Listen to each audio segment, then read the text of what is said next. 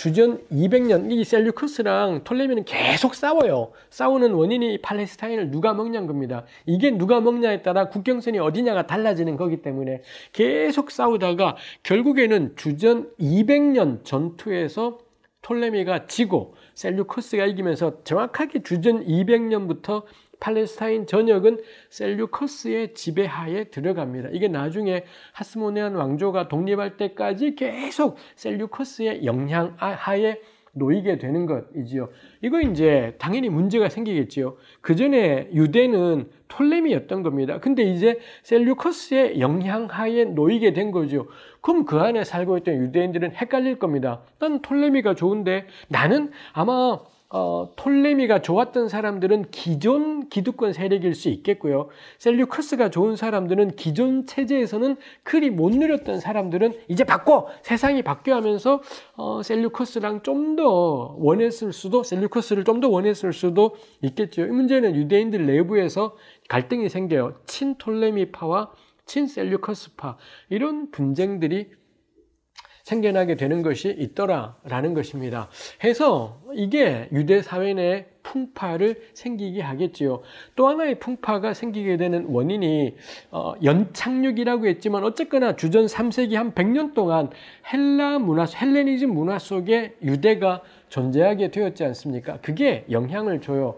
그래서 이 구약을 연구하는 사람들은 전도서 같은 책이 주전 3세기에 쓰였을 거다 라고 생각을 합니다. 전도서에 나와 있는 상황, 이 강력한 중앙 집권적인 왕이 존재하는 시대가 언제일 건가 할 때 아마도 주전 3세기였을 거다. 주전 3세기가 가장 그럴듯한 모습이라는 거죠. 뭐 그에 대해서 제가 더 자세하게 하지는 않겠습니다. 전도서가 이야기하는 것이 의롭다고 꼭 잘 되는 것도 아니고 뭐 이런 것이 있지 않습니까? 지나치게 의인이 되지 말고 지나치게 악인이 되지 말고 그래서 이 하나님의 뜻에 대해서 알 수 없다라는 생각들이 비관적인 생각들이 있지요. 그 다음에 전도서의 저자는 사회를 열심히 관찰, 전도서의 중요한 건 나입니다.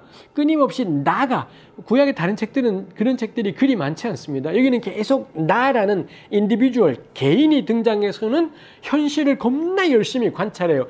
계시가 아니라 열심히 관찰을 해서는 이런저런 결론을 내리는데 이 전도서의 기자가 사회 부조리들을 보지 않습니까? 사회의 불평등들도 목격하고 이게 말이 안 된다라는 걸 아는데 근데 전도서의 저자는 그 불평등한 현실 속으로 뛰어들지 않습니다. 거리를 뛰고서는 세상 참 이런 불의한 일이 일어나네 참 헛되구나 꽤나 거리를 뛰고 바라보는 지식인 그게 전도서의 저자의 이미지하고 어느 정도 겹쳐지는 것이 있다라는 것입니다. 이런 전도서 안에 나와 있는 요소들, 인간의 운명을 도무지 파악할 길이 없다. 하나님이 행하시는 일을 알 길이 없다라는 것. 그럼 사람이 할 수 있는 게 뭐냐? 행복하고 즐겁게 살아가는 것. 이런 것들하고 이 전도서의 저자가 헬레니즘의 영향을 받아 이렇게 썼다. 뭐 이렇게 말하는 건 너무 심한 이야기일 것 같고요. 어쨌거나 그 시대의 사조와 전도서 안에 겹쳐지는 부분들도 적지 않게 있다라는 건 분명할 것 같습니다. 적어도 전도서 안에 기존의 패러다임으로는 해석하기 어려운 현실에 대한 증언들이 있는 건 분명하다라는 거죠. 이게 3세기의 유대 사회에서 일어나는 변화였다라는 것입니다. 그러면서 주전 200년을 기점으로 셀류커스의 지배하에 놓이지 않습니까? 이렇게 되면서 셀류커스 역시 기본적으로 헬레니즘 제국들은 토착에 대해서 관대했었습니다. 문제는 토착 세계 내에서 변화가 생기는 거죠. 요셉 벤토비아 같은 사람 등장하고 전도서와 같이 어찌 보면은 회의주의적인 이런 움직임들도 등장하게 되는 것들이 유대 사회의 변화들을 가져오는 거지요. 연착륙이라고 했지만 곳곳마다 사람들이 그리스어 이름들을 가지게 되는 거고요. 히브리어 이름이 아니라 그리스어 이름들을 가지는 사람들이 주변에 생기고 뭐 이런 것들이 있더라는 겁니다.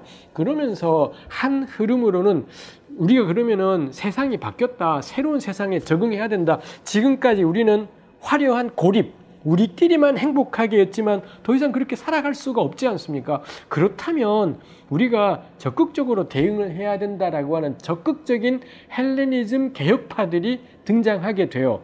헬라 문화를 받아들이고 그 안에서 우리 신앙을, 이게 야훼 신앙을 버려서 그런 일을 하는 것이 아니라 야훼 신앙을 헬레니즘 문화 안에서 표현하는, 그래서 이 시기에 어떤 저술가들 가운데는 올림푸스 산의 제우스하고 시온산의 야훼가 같은 존재다, 뭐 이런 식의, 우리 오늘 들어도 깜짝 놀랄 종교다원적인 주장들이 그때 이미 생겨나게 되기도 하죠. 뭐 사실 이론적으로는 그런 이야기가 충분히 가능한 이야기이지 않겠습니까? 그렇게 급진적인 헬라파 개혁 그룹들이 생겨나게 되는 것이지요. 우리 이런 이야기들을 가톨릭 성경에 포함되어 있는 마카베오상, 마카베오화 이런 책에서 그 헬라주의자들에 대해서 우리가 뭐 짐작을 할 수가 있습니다. 그래서 이 사람들은 우리가 유대인끼리만 이렇게 해서는 이게 소멸될 수밖에 없고, 이방과 이 다른 나라 백성들과의 자유로운 교제가 필요하고, 우리 신앙을 좀 더 현실적으로 표현하는 것도 필요하고,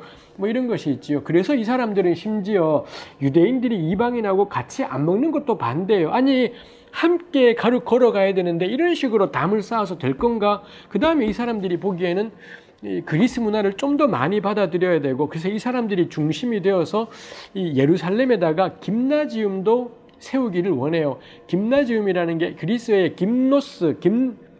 김노스라는 단어가 있습니다. 이게 벌거벗은이라는 뜻입니다. 고대 그리스의 운동 경기를 할 때는 다 복고했기 때문에, 그래서 복고하다 보니, 그래서 김나지움은 기본적으로는 운동을 하는 곳, 체육을 하는 곳이지만 체육만 하는 것이 아니라 교양 강좌도 있고, 그래서 뭐 일종의 학교가 되는 거죠.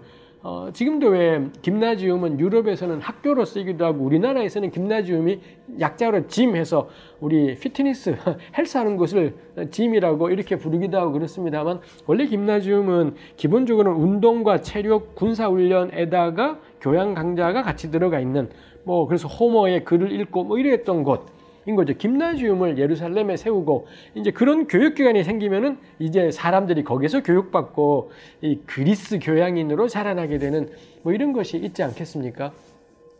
이런 변화들이 일어나게 되는 거고요. 그래서 예루살렘에 김나지움이 생기고, 그러자 뭐 마카베오 상에 보면 제사장들이 자기 제사 드릴 차례가 끝나자마자 경기장에 달려가기 바빴다. 마치 우리 주일날 11시 예배 끝나고 곧바로 스코어 몇 대 몇이야, 우리 옛날 한때 막 월드컵하고 그럴 때 막 주일날 예배는 드리지만 온통 관심사가 경기 스코어에 가 있던 것처럼, 이 시기에도 이 제사장들까지도 김나지움 가서 다 벗고 하는 레슬링이라든지 이런 거 막 보느라고 정신이 없고 뭐 이런 이야기가 나와 있기도 하지요. 근데 그러면서 유대 남자들은 할례를 하지 않습니까? 그러니까 할례 받은 성기의 모양이 노출되는 것이지요.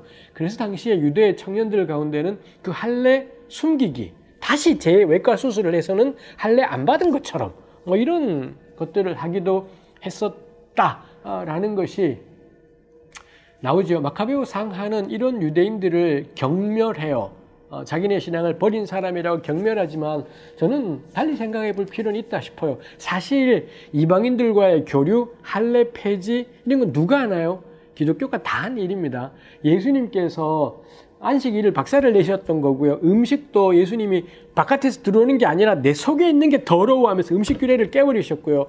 바울은 할례를 박살을 내버리지 않습니까? 사실 초기 기독교가 했던 일이 할례, 안식일, 음식, 이 유대인들이 기둥과도 같이 생각했던 세 가지들을 초토화시켜버린 것이 예수님과 바울의 복음서와 바울서신에 나타나 있는 것이고, 그게 200년, 한 150년, 200년 전에 유대 땅에서 급진 헬레니즘 개혁파들에 의해서 그런 조치들이 단행이 되었더라라는 것입니다. 뭐 그거 생각하면 물론 그 사람들에게 문제가 있는 건 분명하겠습니다만, 일방적으로 막 비판할 수 있는 건 아닐 거다 싶은 거죠. 왜 그런 개혁을 하고자 했던 건지를 더 살펴볼 필요가 있겠습니다. 이런 흐름이 있는가 하면, 유대의 다수는, 특히 밑바닥 사람들부터는 전통적인 야훼 신앙을 고수하는 사람들이었던 거죠. 그리고 그게 겹쳐지는 거죠. 이 새로운 급진적인 개혁파들은 셀류코스와 결탁이 되어 있고, 그 다음에 이거를 반대했던, 전통을 어떻게든 고수하려고 했던 사람들은 좀 더 톨레미와 가까운 것이 있고,